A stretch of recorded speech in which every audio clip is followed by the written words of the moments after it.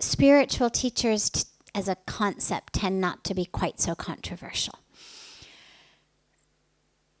If you want to learn math, you go to a math teacher. You want to learn science, you go to a science teacher. You want to learn piano, you go to a piano teacher. You want to embark on a spiritual path, you go to a spiritual teacher. It makes perfect sense.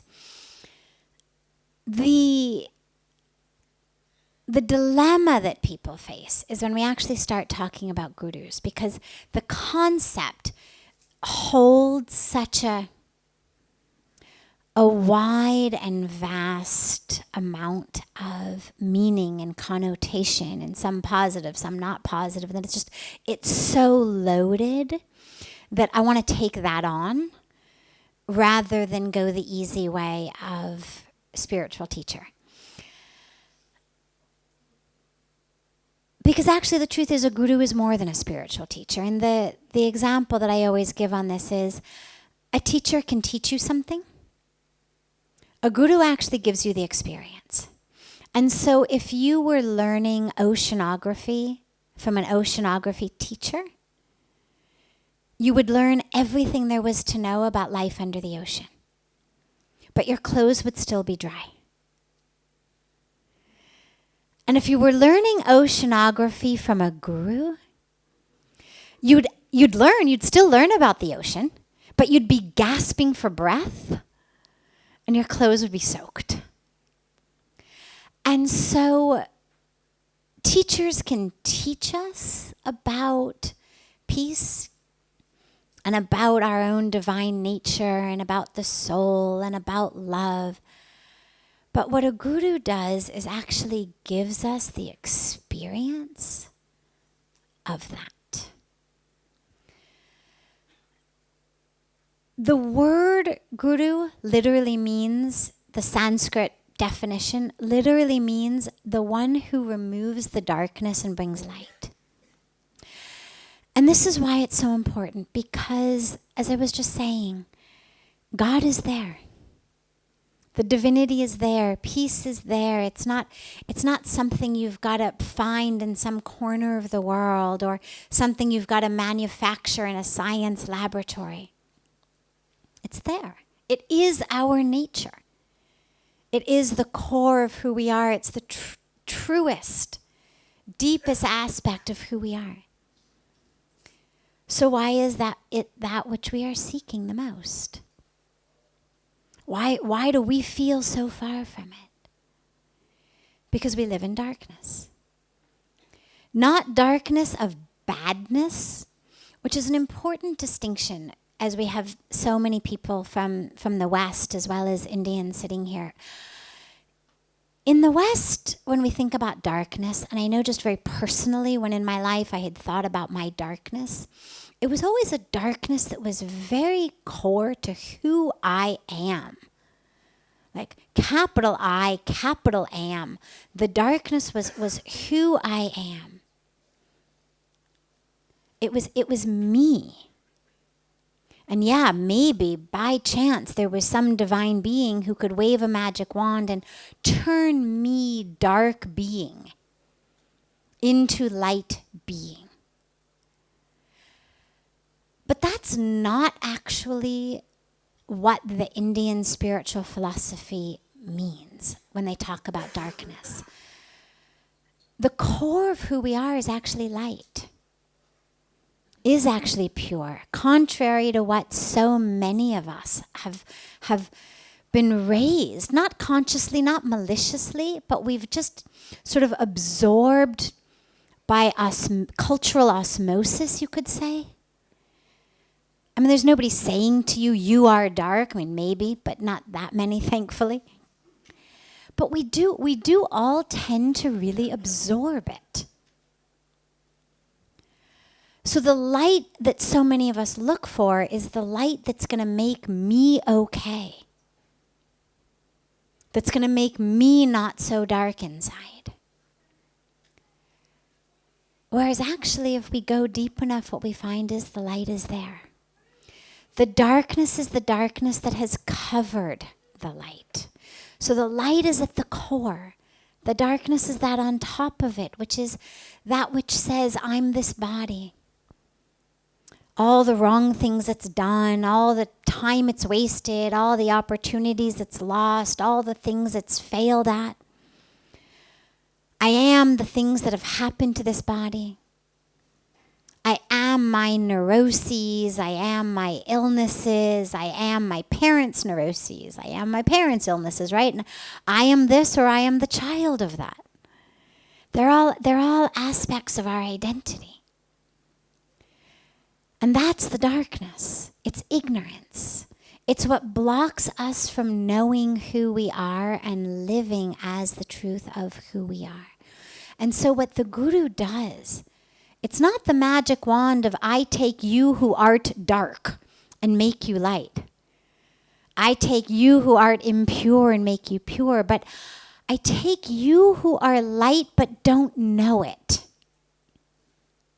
and remove the darkness of ignorance from you so that you can see your own light.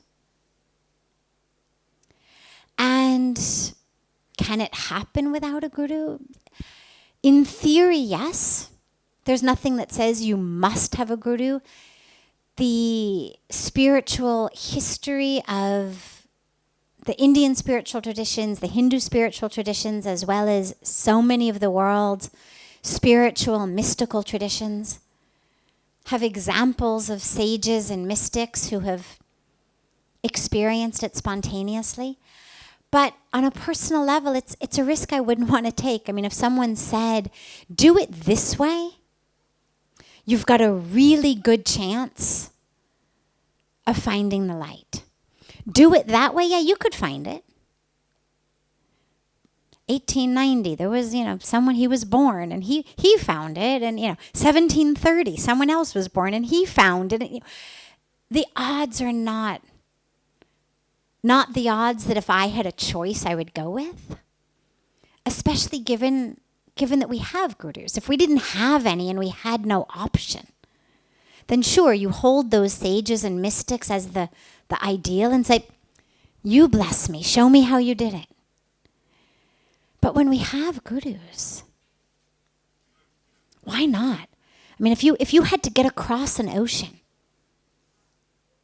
and your choice were get in a boat with someone who knows how to sail or figure it out yourself. Yeah, I mean, you could figure it out yourself. You could channel the art of sailing. You could become one with the wind. And I'm sure on a very, very deep spiritual level, it's possible. But if my life mattered to me and I had the option of getting in a boat with someone who knew how to sail, I would take that option every time. Just increases your chances of making it across. So the last piece, though, that you've asked of how to know. And this is where it gets tricky because there is no cookie cutter answer. It's not like, well, here's what gurus look like, and, here's the litmus test. They come in all shapes and sizes, genders, nationalities. A couple pieces, though, to give you. The first is, you're going to feel something inside in the presence of a guru. When you experience that light, you feel something. But now here's a subtle but important aspect. Sometimes charisma masquerades as truth. And there is also a feeling that you get in the presence of a charismatic leader that is different than truth. It is the same thing that, got so many otherwise good, peaceful people into lynch mobs we could go throughout history and see what charismatic leaders have gotten otherwise well-meaning, good people who followed them to do. And it doesn't mean the people were stupid. It doesn't mean the people were bad. It just means that charisma itself is also very magnetic. And if we're not really paying attention,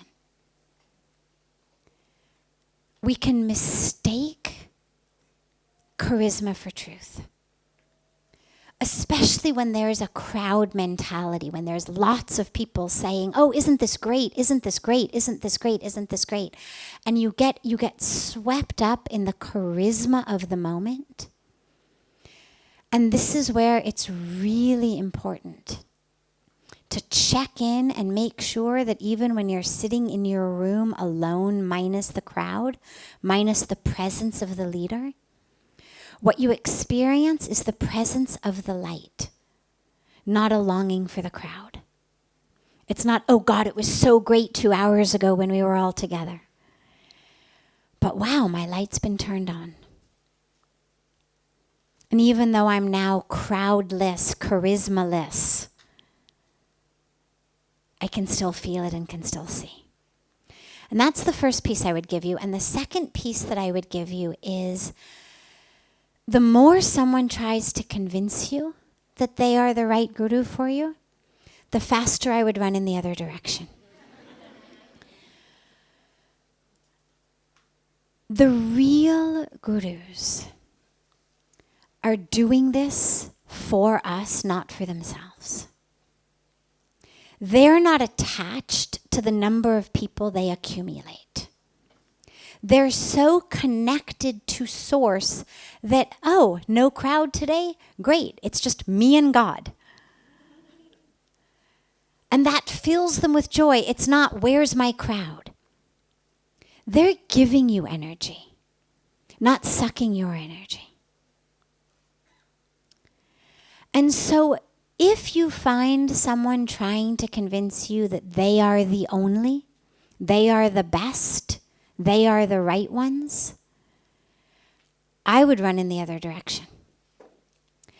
When I first came to Rishikesh, before I had met Pujya Swamiji, in the week or so that I was living in a hotel before moving in here, we had met a wandering sadhu.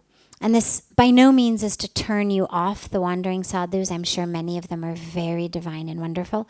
We happened to meet one who was of a sort of interesting sort. And he spoke some English and he said, come and sit with me. And we had nothing else to do. And so we said, sure. And so we went and sat with him. He didn't live at Parmarth Nikethan. He lived downriver. He had a little room. And he would sit on his bed and we would sit on the floor and he would tell us things. And after the first day or so, he explained that it was customary to bring boxes of sweets when you go to see the guru. And so we were expected the next day to show up with boxes of sweets. But that was okay. I mean, that was part of the adventure. It was fun, sure. So we'd go to the market and we'd buy a box of sweets and then we'd go and we'd show up and give him the sweets. And this went on for a few days, and it seemed really harmless, and and after I met Pujya Swamiji, and I was, for those of you who don't know my whole story, I'm not going to share it at the moment, but I was living in those days in just this state of ecstasy. I mean, I had been touched by something very, very special. And so it was just everything was God and everything was beautiful and everything was perfect, including buying sweets and sitting on the floor beneath the bed of this man who spoke to us. And so once I met Pujya Swamiji, though, and had many other even bigger and deeper spiritual experiences and was permitted to move into Parmarth, we stopped going, of course, to this man, but bumped into him one night in the market and said, guess what? I mean, I was just ecstatic. I had met Pujya Swamiji. I didn't even know the word guru at that point, but I had met him. And I was sharing with the sadhu that I had met him, and I was so blessed, and I was allowed to move into Parmarth Nikethan, and he went ballistic. And you can't do that. You're my disciples. I mean, literally started yelling at us in the market. And we had to really, hands on shoulders, calm him down. Now, I share this because obviously it's not always going to be quite so dramatic. They're not necessarily going to always chase you through a marketplace, screaming, "You're my disciples."